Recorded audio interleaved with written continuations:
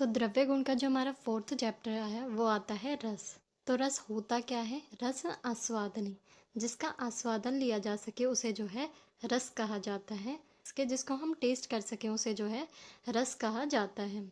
Next, रस की निरुक्ति क्या होती है? तो रस की निरुक्ति, जो रस शब्द है आयुर्वेद में, उसको जो है अलग अलग कंटेक्ट्स में यूज़ किया जाता है। तो जो द्रव्य गुण है उसके अंदर बेसिकली जो रस है उसका मतलब टेस्ट ही होता है। तो रस की निरुक्ति में जो रस है उसे गुण विशेष के अर्थ में यूज किया जाता है। रस्यते आस्वाद्यते रसनेन इति रसः, अर्थात रसन इंद्रिय द्वारा जिस विषय का ग्रहण किया जाता है उसे रस कहा जाता है। रसनेन यानी कि जो हमारी रसन इंद्रिय है, जिह्वा है, उसके द्वारा जिसका आस्वादन या टेस्ट लिया जाए उसे जो है हम रस कहते हैं। दूसरी डेफिनेशन चरक सूत्र 1/64 पर चक्रपाणि की, रस्यत आस्वाद्यत इति रसः। सेम डेफिनेशन है जो हमने पहले पढ़ी थी। द्रव्य में रहने वाले मधुर आदि जो 6 आस्वाद हैं, 6 रस हैं, उन्हें रस कहा जाता है। और जो हमारा द्रव्य गुण शास्त्र है उसमें रस शब्द जो है द्रव्य के अंदर स्थित जो आस्वाद्य लक्षण गुण विशेष है, मधुर आदि जो रस हैं आस्वाद्य लक्षण, उसी का जो है बोधक होता है। तो द्रव्य गुण के अंदर रस का मतलब जो है टेस्ट ही होता है। ये वाला जो ऊपर वाला श्लोक है ये हम लोग याद करेंगे, रस्यते आस्वाद्यते इति रसः। जो दूसरा रस शब्द है इसका अर्थ धातु के रूप में भी लिया जाता है। जो हमारी प्रथम धातु होती है रस धातु, उसके लिए जो है रस शब्द का प्रयोग होता है। इसकी निरुक्ति हमने पढ़ी थी, तत्र रसगतौ धातु अहर अहर गच्छति इति रसः। जो निरंतर गतिशील रहे उसे जो है रस कहा जाता है। और इससे हमारे शरीर में रहने वाली जो हमारी प्रथम धातु है आद्य धातु रस धातु, उसका ग्रहण होता है क्योंकि वह निरंतर गतिशील रहता है। तीसरा, जो रस शब्द है इसका उपयोग जो है पारद के अर्थ में किया जाता है।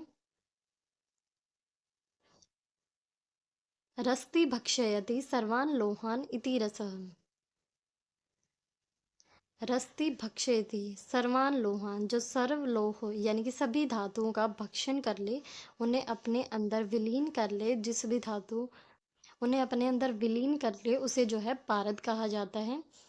जो स्वर्ण आदि सब लोहों को अपने में विलीन कर ले वह रस कहलाता है। तो ये हम रस शास्त्र में पढ़ते हैं, पारद उसके लिए यूज़ किया है, मरकरी के लिए। और दूसरी डेफिनेशन रस रत्न समुच्चय की, रसनात् सर्व धातु नाम रसेंद्र इति कीर्तितः। जो सर्व धातुओं का, सभी धातुओं का रसन करने के कारण, भक्षण करने के कारण रसेंद्र कहा जाता है। किसको? पारद को। ठीक है, तो इसमें से भी एक डेफिनेशन याद कर लेंगे हम।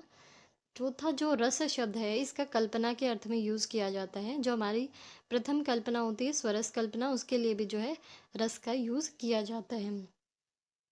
कल्पना के अर्थ में इसका यूज़ कैसे करेंगे? यंत्र निष्पीड़ितात् द्रव्याद् रसः स्वरस उच्यते। यंत्र निष्पीड़ितात्, यंत्र के द्वारा निष्पीड़न करके, निचोड़ के, प्रेस करके, द्रव्यात द्रव्य से जो रस निकाला जाता है उसे स्वरस कहा जाता है। इससे यंत्र द्वारा निचोड़ द्रव्यों को निचोड़ पीस कर निकाले गए रस जो स्वरस होता है उसका ग्रहण होता है, क्योंकि वे शरीर में प्रयुक्त होने पर शीघ्र फैल जाता है। तो ये जो रस है, स्वरस है, ये शरीर में शीघ्र फैलने वाला होता है, जल्दी अपना इफेक्ट दिखाता है।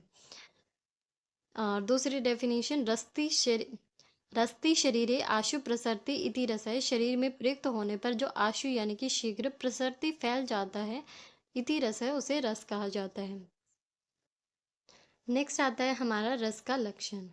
तो रस का लक्षण क्या होता है? चरक सूत्र 1 के अंदर आई है, रसनार्थो रसहम, कि जो रसना हमारी होती है, रसन इंद्रिय, जिह्वा इंद्रिय, उसका जो अर्थ या विषय होता है उसे रस कहा जाता है। रसन इंद्रिय ग्राह्यो यो अर्थ स रस, रसन इंद्रिय का जो ग्राह्य विषय है उसे रस कहा जाता है। रस लक्षणम आस्वाद है, जो आस्वाद लक्षण है, टेस्ट है, उसे रस कहा जाएगा। नेक्स्ट रस की संख्या आती है।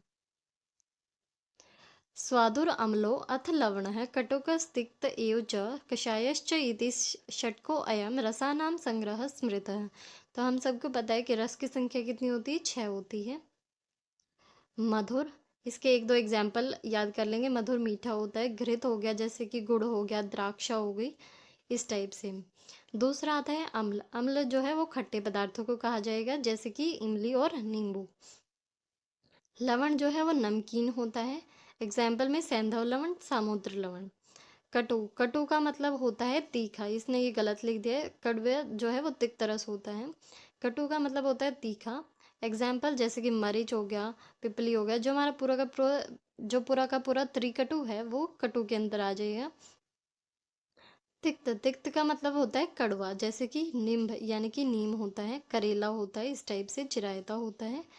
सिक्स्थ है हमारा कषाय, जो कषैला रस होता है, जैसे कि हरितकी का, धातकी का, बबूल का।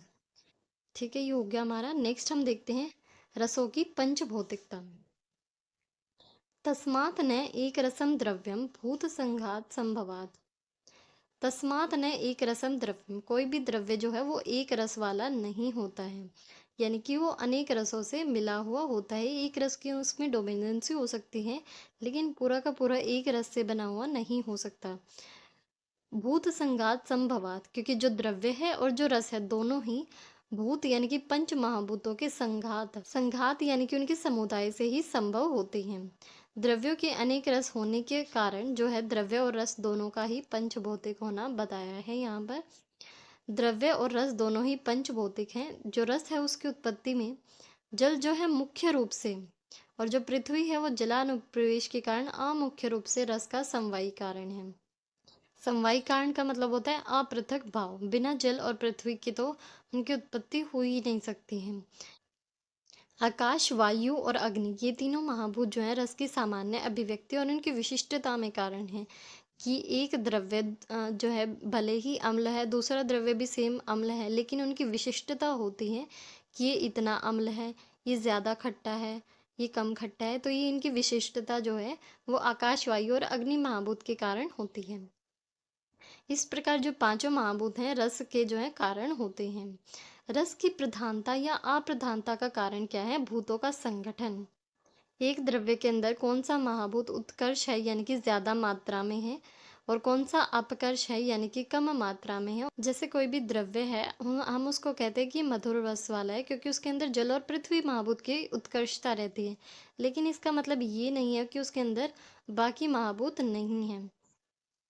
उसके अंदर अग्नि, वायु और आकाश का जो है अपकर्ष यानी कि न्यूनता भी रहती है, लेकिन होते उसके अंदर पांचों महाभूत हैं, पांचों महाभूतों का संगठन होता है। इसलिए रस की प्रधानता हम गिनते हैं कि कौन सा इसमें प्रधान रस है और कौन सा अप्रधान रस है। नेक्स्ट है रसों का निर्वृत्ति विशेष क्रम। निर्वृत्ति का मतलब होता है उत्पत्ति। तो रसों की उत्पत्ति कैसे होती है वो बताया यहाँ पर, उनका क्रम क्या रहता है वो यहाँ पर बताते हैं। सामान्यतः रस के पंचभौतिक होने पर भी मधुर आदि रसों की विशिष्ट निष्पत्ति जो है महाभूतों के विशिष्ट संगठन से होती है। सभी रस वैसे तो पंचभौतिक हैं, मधुर आदि रस जो है वो उनकी उत्पत्ति कैसे होगी? जब उसमें महाभूतों का एक विशिष्ट संगठन रहता है, एक यूनिक कॉम्बिनेशन रहता है। जैसे कि मधुर के अंदर जल और पृथ्वी महाभूत की अधिकता रहती है, तो उसका जो है विशिष्ट संगठन हो गया। इसी वजह से अलग अलग रसों की उत्पत्ति होती है। ठीक है, और वैसे सभी रस जो हैं वो पंचभौतिक ही होते हैं। नेक्स्ट, षड रसों की उत्पत्ति में पांचों महाभूतों की न्यूनता व प्रधानता ही कारण होती है। जिस प्रकार स्थावर व जंगम प्राणियों में पांचों महाभूतों के गुणों की न्यूनता व अधिकता होने से ही गौर, कृष्ण आदि वर्ण और आकृति विशेष जो है वो उत्पन्न होते हैं। कि एक महाभूत कम है तो उसकी वजह से गौर वर्ण हो गया। महाभूतों की कम या ज्यादा होने की वजह से ही जो प्राणी है उनके अंदर काला या गोरा वर्ण और उनकी आकृति जो है वो अलग अलग देखी जाती है। उसी तरह से जो है रसों की उत्पत्ति होती है। एक महाभूत कम है, दूसरा ज्यादा है, तो अलग अलग रस जो है वो अभिव्यक्त होते हैं। जो काल है उसके अंदर 6 ऋतुएं होती हैं, हमने पढ़ा है। उसी के अनुसार पांचों महाभूतों की न्यूनता व प्रधानता भी रहती है। तो 6 ऋतुओं के अंदर अलग अलग रसों की उत्पत्ति होती है, क्योंकि उनके अंदर अलग अलग महाभूतों की डोमिनेंसी रहती है। नेक्स्ट क्या बताते हैं, अंतरिक्ष का जो जल होता है वो सौम्य होता है, ठंडा होता है, और प्रकृति में कैसा होता है? शीतल, लघु और अव्यक्त रस का होता है। ठंडा होता है, लघु हल्का होता है, और अव्यक्त रस उसका रस जो है व्यक्त नहीं होता है। और ये जो जल है जब आकाश से नीचे गिरता है तब वह पांचों महाभूतों के गुणों से युक्त हो जाता है, और स्थावर और जंगम जो प्राणी है उनको तृप्त करता है। जब वो स्थावर और जंगम प्राणियों को तृप्त करता है तभी 6 रस जो हैं व्यक्त होते हैं। और ये जो जल होता है ये स्थावर और जंगम द्रव्यों के संयोग में आने पर महाभूतों के संयोग विशेष से परिपाक हो जाता है, उनके अंदर 6 रसों की उत्पत्ति करता है। ये जो जल होता है, अंतरिक्ष का जल, जब ये स्थावर और जंगम द्रव्यों के संयोग में आता है, तो उनके अंदर जो स्थावर और जंगम द्रव्य थे, उनके अंदर जो महाभूत थे, वो जो है जल के अंदर जो है समा जाते हैं, और वो जो है अलग अलग महाभूतों से युक्त हो जाता है। और इनके अंदर रासायनिक संयोग होने से जो है 6 प्रकार के रसों को उत्पन्न करता है। ये इनकी थ्योरी है जो इन्होंने बताई है। तो पांचों महाभूतों का संगठन क्या रहता है?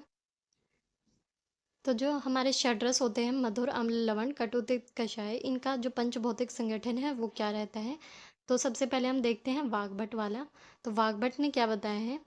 जो मधुर रस होता है उसके अंदर प्रधानता होती है जल और पृथ्वी महाभूत की। अम्ल के अंदर पृथ्वी और अग्नि। लवण के अंदर जल और अग्नि। कटु के अंदर वायु और अग्नि। तिक्त के अंदर वायु और आकाश। कषाय के अंदर वायु और पृथ्वी। इन महाभूतों के प्रधानता रहते हैं। इसको याद करने के लिए जो ट्रिक मैंने यूज़ की थी वो है जप, प, ज, व, व, वप। आप इस ट्रिक से याद कर सकते हैं, नहीं तो अपने भी ट्रिक यूज़ कर सकते हैं। जो चरक हैं उन्होंने क्या डिफरेंस बताया है? बाकी सारे सेम हैं, लेकिन वायु और आकाश की जगह जो तिक्त रस होता है उसके अंदर वायु और अग्नि माना है। आकाश की जगह किसको रिप्लेस कर दिया? अग्नि को। और जो सुश्रुत होते हैं उन्होंने क्या बताया? बाकी सारे सेम हैं, लेकिन और जो अम्ल और लवण रस है उनके अंदर जो महाभूत थे उनको एक्सचेंज कर दिया है। जो जल और हाँ, जो अम्ल के अंदर पृथ्वी और अग्नि था उसको जल और अग्नि से रिप्लेस कर दिया है, और जो लवण था उसके अंदर जल और अग्नि की जगह पृथ्वी और अग्नि को रिप्लेस कर दिया है। ठीक है, तो ये इस तरह से इन्होंने रिप्लेस कर दिए हैं। जो नागार्जुन है उन्होंने रस वैशेषिक में क्या डिफरेंस बताया है कि जो अम्ल रस है उसके अंदर पृथ्वी और अग्नि की जगह क्या होता है? जल और अग्नि, जो हमारा सुश्रुत ने भी सेम माना था। और जो कषाय है उसके अंदर उन्होंने वायु और पृथ्वी की जगह वायु और अग्नि को माना है। ठीक है, तो मेन यहाँ पर इम्पोर्टेंट चरक, सुश्रुत और वाग्भट वाला ही है, वो हम याद रखेंगे। नेक्स्ट यहाँ पर बताते हैं कि जल और अग्नि जो दोनों महाभूत हैं ये विरोधी होते हैं। जल और अग्नि जो एक दूसरे से बहुत ज़्यादा डिफरेंट महाभूत हैं, परस्पर विरोध करते हैं कि जल जहाँ पर होगा वहाँ पर अग्नि नहीं रह सकती, और जहाँ पर अग्नि होगी वहाँ पर जल नहीं रह सकता। लेकिन फिर भी एक ही रस के अंदर ये महाभूत जो है हमें देखने को मिल रहे हैं, और इनकी वजह से हमें रस का अभाव भी देखने को नहीं मिल रहा है कि कोई भी रस उत्पन्न ही ना हो। दोनों के अपोजिट इफेक्ट से ऐसा नहीं होता है। एक ही द्रव्य में परस्पर विरोधी रसों की उत्पत्ति होना, और जो परस्पर विरोधी भूत हैं उससे उन परस्पर विरोधी महाभूतों से उत्पन्न रसों में परस्पर विरोधी गुणों का ना दिखना। जैसे कि जो हमारा आंवला होता है उसके अंदर लवण को छोड़कर पांचों रस होते हैं, लेकिन फिर भी उसके अंदर विरोधी गुण नहीं दिखाई देते, रसायन गुण ही दिखाई देते हैं। तो ये सारे जो प्रश्न इन्होंने ऊपर पूछे इन सभी का उत्तर क्या होता है? स्वभाव। कि ऐसा स्वभाव के कारण ही होता है कि जल और अग्नि जैसे पृथ्वी जैसे परस्पर विरोधी महाभूत जो हैं उनका संयोग होने पर भी कोई भी द्रव्य के अंदर विरोधी गुण नहीं दिखते, ना ही रस का अभाव होता है। नेक्स्ट बताते हैं ऋतुओं के अनुसार रसों की उत्पत्ति कैसे होती है। तो अलग अलग ऋतुओं में अलग अलग रसों की उत्पत्ति होती है। इसकी ट्रिक हम देख लेते हैं। तो जो हमारा शिशिर ऋतु है उसके अंदर उत्पन्न होती है तिक्त रस। वसंत के अंदर उत्पत्ति होती है कषाय रस की, और ग्रीष्म ऋतु के अंदर उत्पत्ति होती है कटु रस की। तो इसके जो रेफरेंस है वो चरक सूत्र 6 की है, आप एक बार चेक कर सकते हैं। वहाँ पर उन्होंने इसको एक्सप्लेन किया है कि किस ऋतु में कौन से रस की उत्पत्ति होती है। वर्षा, शरद और हेमंत में कौन से रस हैं? अम्ल, लवण और मधुर रस के। वर्षा में अम्ल रस, शरद में लवण रस, और हेमंत ऋतु में मधुर रस की उत्पत्ति होती है। चक्रपाणी के अनुसार ऋतुओं के अतिरिक्त जो अहोरात्रि है उसकी वजह से भी महाभूतों की न्यूनता या अधिकता होती है, और अदृष्ट कारण भी इसके अंदर रहते हैं। नेक्स्ट आता है हमारा रसों का निर्धारण, भौतिक निष्पत्ति का निर्धारण। कि रस के अंदर कौन से महाभूत की प्रधानता रहती है वो हम कैसे पता लगाते हैं।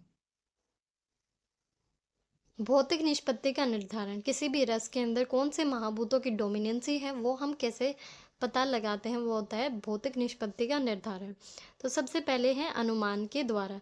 तो रसों के जो पंच महाभूत हैं उनका पता हम अनुमान के द्वारा लगा सकते हैं। ते निर्धार्यन्ते अनुमानात, अनुमान से लगाएंगे। रसों की जो भौतिक निष्पत्ति है, उनका जो पंच भौतिक संगठन है, उसका निर्धारण अनुमान के द्वारा होता है। शरीर का रसों पर होने वाले कार्यों को देखकर, कि हमने कोई भी द्रव्य इंटेक किया, उसका जो हमें पता चला कि इसका मधुर रस है, उसके बाद हमने उसका शरीर पर कर्म देखे कि कौन कौन से वो इफेक्ट दिखा रहा है, और उससे हमने जो है उसके महाभूत, जो कारण महाभूत हैं, उनका अनुमान कर लिया। रस का सेवन करने पर शरीर में दोष की वृद्धि हो रही है, कौन से दोष बढ़ रहा है, कौन सा दोष कम हो रहा है, उसको देखकर हम उसके तत् जातीय महाभूत, जो उसके कॉन्स्टिट्यूएंट्स हैं, उनका हम अनुमान से ज्ञान कर सकते हैं।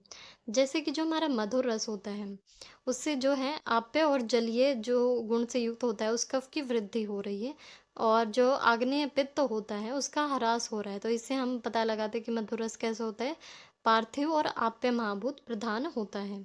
आप्य और जलीय कफ की वृद्धि कर रहा है तो कैसा हो गया, आप्य। और कफ जो है वो पार्थिव गुण से युक्त होता है, इसलिए पार्थिव भी होता है। पित्त का ह्रास कर रहा है, इसका मतलब अपने आप ही पार्थिव है।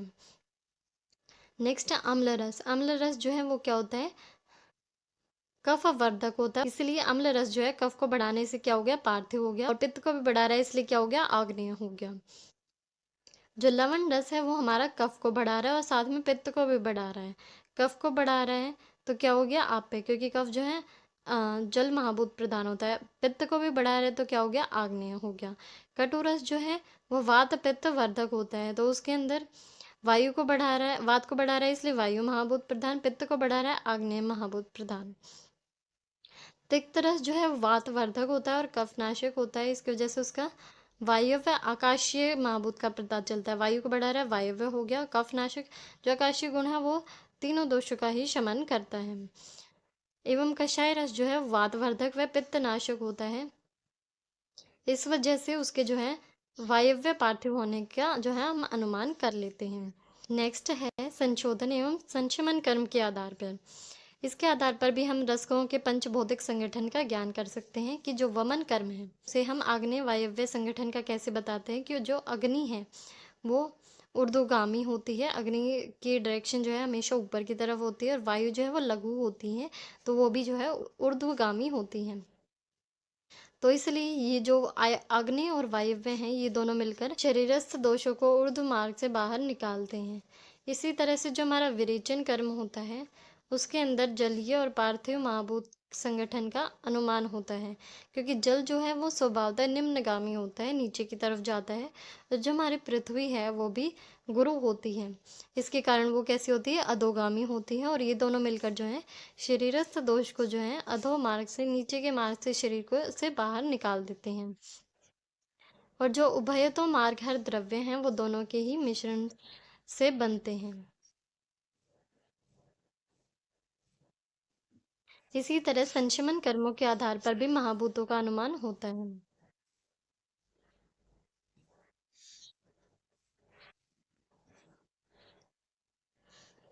दीपनम अग्निगुण भूयिष्ठम, जो दीपन द्रव्य होते हैं वो अग्नि महाभूत की प्रधानता वाले होते हैं। लेखनम अनिल अनल गुण भूयिष्ठम, जो लेखन द्रव्य हैं वो अनिल यानी कि वायु महाभूत प्रधान, अनल यानी कि अग्नि महाभूत प्रधान होते हैं।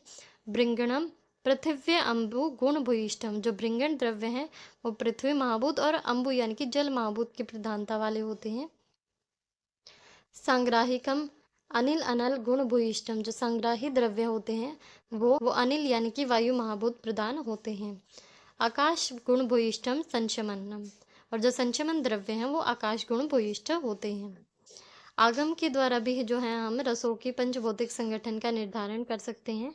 कुछ टीकाकार जैसे कि चक्रपाणी आदि जो हैं, उन्होंने रसों के पंचभौतिक संगठन को आगम गम्य माना है, यानी कि जो आप्तोपदेश है, आप्त लोगों ने जो उपदेश किए हैं उसके आधार पर हम रसों के पंचभौतिक संगठन का ज्ञान करते हैं, क्योंकि यह गूढ़ विषय जो है साधारण मानव की कल्पना से परे है।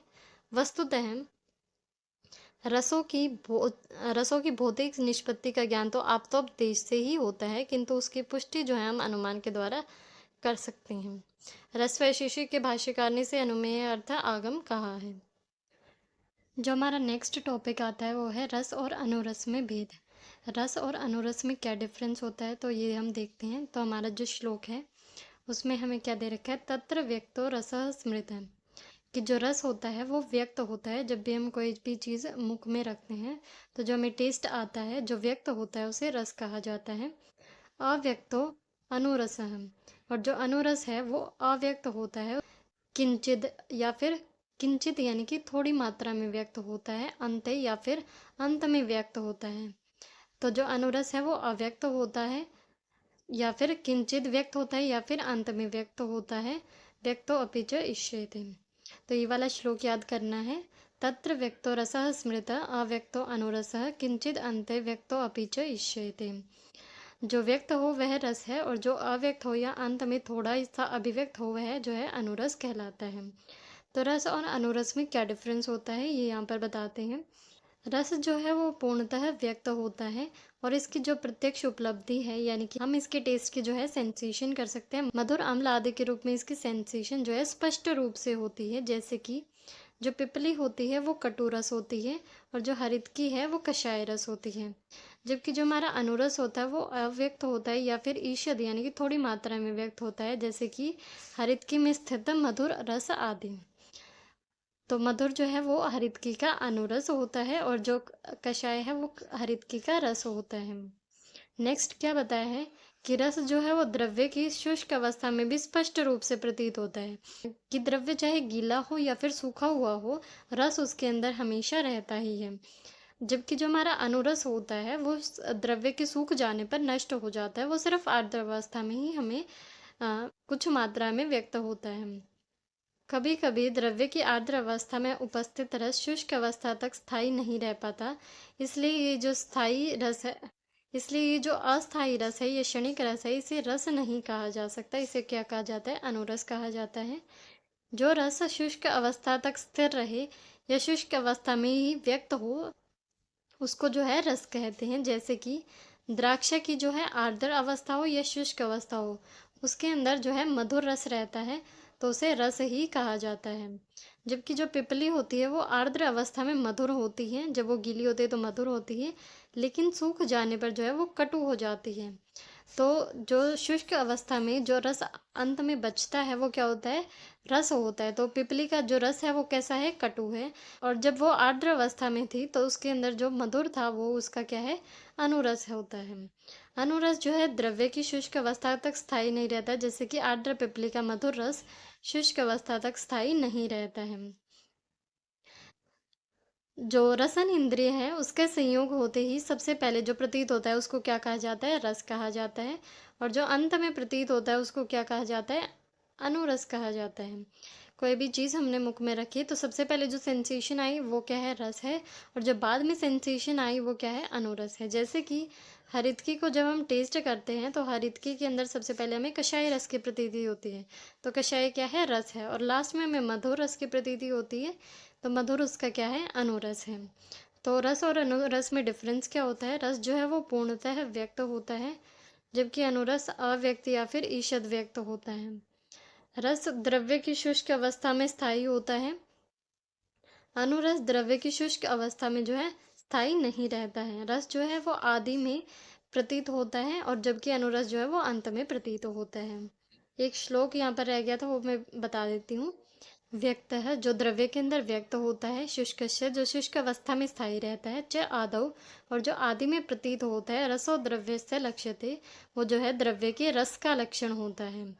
विपर्येन अनुरसो, जो इसके विपरीत होता है, यानी कि जो अव्यक्त हो या ईषद व्यक्त हो, और शुष्क अवस्था में स्थायी न रहे, और जो आदि में प्रतीत न होकर अंत में प्रतीत होता है, उसको क्या कहते हैं, अनुरस कहते हैं। रसों ने अस्थि ही सप्तम है, उसको जो है वो जो अनुरस होता है उसे सातवां रस नहीं कहा जाता, उसे अनुरस कहा जाता है।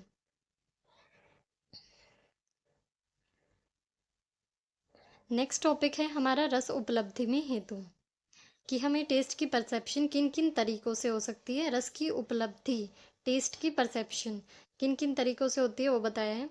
द्रव्यगत रस की उपलब्धि, द्रव्य के अंदर जो रस है उसकी उपलब्धि हमें जो है तीन साधनों से होती है, प्रत्यक्ष, अनुमान और आप्तोपदेश। प्रत्यक्ष तो अनुमान, उपदेशात यानी कि आप्तोपदेश से रसानाम उपलब्धि, रस की जो है उपलब्धि होती है। तो सबसे पहले प्रत्यक्ष द्वारा रस की उपलब्धि कैसे होती है? तो जो प्रत्यक्ष है इसका सबसे ज़्यादा यूज़ होता है। तो कोई भी द्रव्य हमने लिया, उसको जिह्वा इंद्रिय पर रखा और हमें उसका टेस्ट पता चल गया कि वो कैसे रस वाला होता है।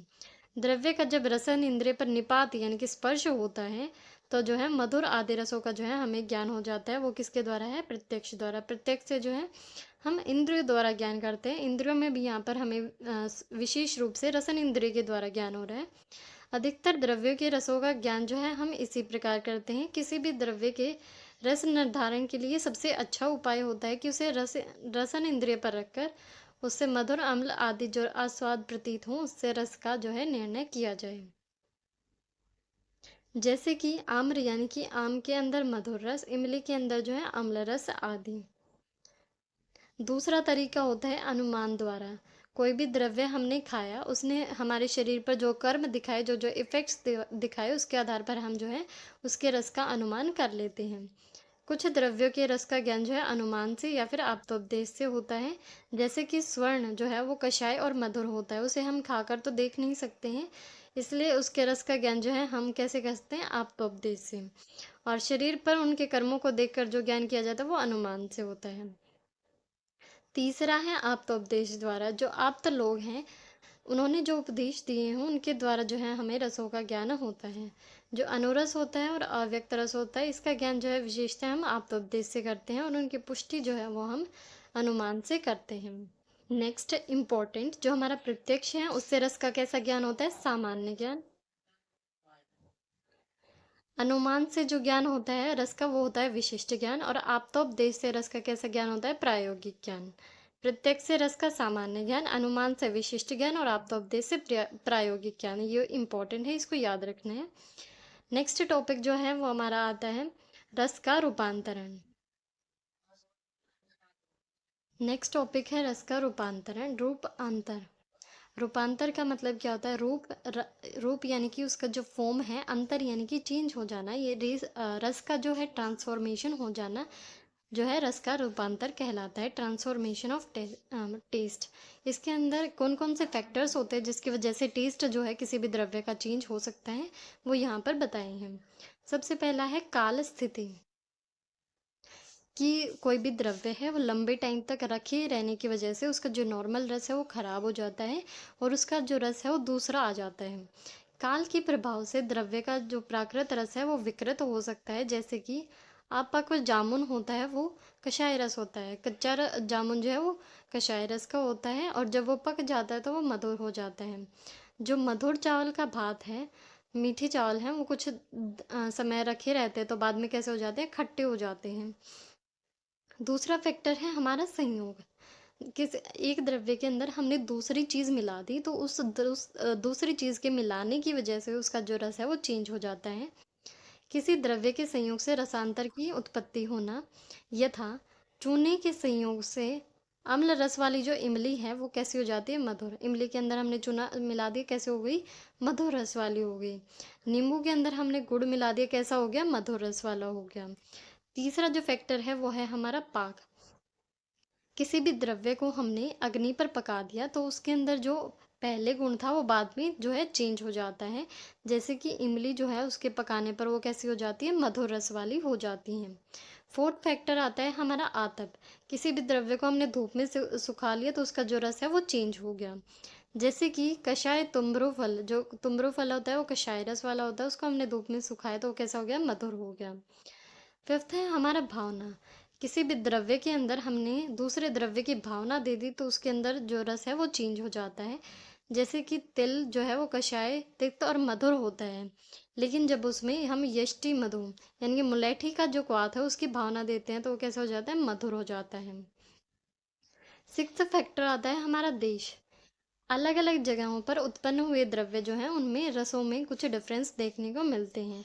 कि कुछ देश में जो है आंवला की यानी कि आंवले के जो फल हैं वो मीठे होते हैं और कुछ जगह जो है ज़्यादा खट्टे होते हैं। नेक्स्ट हमारा सेवन्थ फैक्टर जो है वो आता है काल। काल के प्रभाव से, यानी कि कोई भी चीज़ कच्ची है वो पककर जो है उसका रस चेंज हो जाता है समय के अनुसार। ये था कषाय रस वाला जो कदली फल यानी कि केला होता है वो काला अंतर की वजह से पककर कैसा हो जाता है, मधुर रस मीठा हो जाता है केला। एट्थ फैक्टर आता है हमारा परिणाम। परिणाम का मतलब है द्रव्य का परिणाम, द्रव्य का चेंज हो जाना। तो द्रव्य अगर चेंज हो गया तो उसका रस भी जो है चेंज हो जाता है। जैसे कि दूध जो है वो मधुर रस वाला होता है, लेकिन जब वो दही में परिणत हो जाता है, दही बन जाती है उससे, तो दही जो है वो कैसी होती है, खट्टी होती है। नाइन्थ फैक्टर है हमारा उपसर्ग। उपसर्ग का मतलब होता है कृमि, यानी कि कीड़े वगैरह लग जाने से कोई भी द्रव्य है उसका रस जो है वो विकृत हो जाता है। जैसे कि इक्षु में कृमि लगने से, इक्षु यानी कि गन्ना है, उसके अंदर कीड़े लग गए तो उसके अंदर कैसा रस आ जाता है, तिक्त या फिर अम्ल रस जो है वो आ जाता है। टेंथ है विक्रिया। विक्रिया का मतलब है विशिष्ट क्रिया। कुछ विशिष्ट क्रियाओं के करने से द्रव्य का जो रस है वो बदल जाता है। जैसे कि कटहल का जो फल होता है उसको हाथ से मसलने पर उसका वो जो है अम्ल हो जाता है। और जो ताल का फल होता है वो आग में पकाकर भूमि पर पटकने से उसका रस जो है वो तिक्त हो जाता है। 11th फैक्टर है हमारा लास्ट फैक्टर, पात्र। जिस भी पात्र के अंदर हमने द्रव्य को स्टोर करके रखा है उसकी वजह से भी वो जो पात्र जिस मेटल का बना हुआ है, जिस भी मटेरियल का बना हुआ है, उसके गुण जो है हमारे द्रव्य के अंदर आ जाते हैं। उसकी वजह से द्रव्य का रस जो है वो चेंज हो जाता है। जैसे कि कांसे के पात्र में रखा हुआ दही जो है वो कटु यानी कि तीखा हो जाता है। नेक्स्ट है हमारा रसों का वर्गीकरण। रसों का वर्गीकरण। अग्नि, सोम्यत, वात, जगतों की जगत जो है वो दो ही प्रकार का होता है, या तो अग्नि या फिर सौम्य। सूरज और चंद्रमा। रसा द्विविधा। उसी तरह से जो रस हैं वो कैसे होते हैं, दो प्रकार के होते हैं, सौम्य आग्नेयश्च, सौम्य और आग्नेय। मधुर तिक्त कषाया सौम्य। जो मधुर तिक्त और कषाय रस हैं ये कैसे होते हैं, सौम्य होते हैं, जो कि हमारे पित्त शामक रस हैं। कट और अम्ल लवणा आग्नेय। जो कटु अम्ल और लवण रस हैं ये कैसे होते हैं, आग्नेय होते हैं और कैसे होते हैं, पित्तवर्धक होते हैं। सौम्य शीता। जो सौम्य होते हैं वो कैसे होते हैं, शीत गुणयुक्त होते हैं, और आग्नेय जो है वो उष्ण गुणयुक्त होते हैं। जगत के आग्नेय सौम्य होने के कारण रसों को जो है दो वर्गों में विभाजित किया जा सकता है, सौम्य और आग्नेय। सौम्य होते हैं हमारे मधुर, तिक्त और कषाय, ये तीनों रस। आग्नेय होते हैं हमारे अम्ल, लवण और कटु रस। जो सौम्य रस हैं ये हमारे कैसे होते हैं, शीतल होते हैं, और शीतल होने की वजह से ही मूर्छा और विदाह इनका शमन करते हैं। कहीं पर भी जलन हो रही है उसको शांत करते हैं और मूर्छा को नष्ट करते हैं, इसीलिए इन्हें क्या क्या कहा जाता है, अविदाही। और जो आग्नेय रस हैं वो कैसे होते हैं, उष्ण होते हैं और मूर्छा और विदाह को उत्पन्न करने वाले होते हैं, इसलिए इन्हें क्या कहा जाता है, विदाही कहा जाता है। और संक्षेप में इनकी टेबल बनाएं तो जो हमारे रस हैं वो दो वर्ग में उनको डिवाइड कर सकते हैं, सौम्य और आग्नेय। सौम्य के अंदर कौन कौन से रस आएंगे, मधुर, तिक्त और कषाय रस। आग्नेय के अंदर आएंगे हमारे अम्ल, लवण और कटु रस। गुण की बात करें तो जो सौम्य हैं ये शीत गुणयुक्त होंगे, आग्नेय वाले उष्ण गुणयुक्त होंगे। कर्म देखें तो सौम्य जो है वो पित्त का शमन करेंगे, मूर्छा का शमन करेंगे और अविदाही होंगे। जो आग्नेय हैं ये पित्त का वर्धन करेंगे, मूर्छा को उत्पन्न करेंगे और विदाही होंगे। नेक्स्ट दोषों पर इनके क्या कर्म रहते हैं, तो वात शामक रस कौन से होते हैं, पहले तीन रस जो है मधुर, अम्ल, लवण, ये वात का शमन करते हैं। और लास्ट के तीन रस जो हैं कटु, तिक्त, कषाय, ये वात का वर्धन करते हैं। नेक्स्ट पित्त का जो शमन करते हैं वो है मधुर, तिक्त और कषाय रस। पित्त को बढ़ाने वाले होते हैं अम्ल, लवण और कटु रस। कफ का शमन करने वाले होते हैं हमारे लास्ट के तीन रस, कटु, तिक्त और कषाय, और इनको बढ़ाने वाले होते हैं मधुर, अम्ल, लवण, पहले के तीन रस।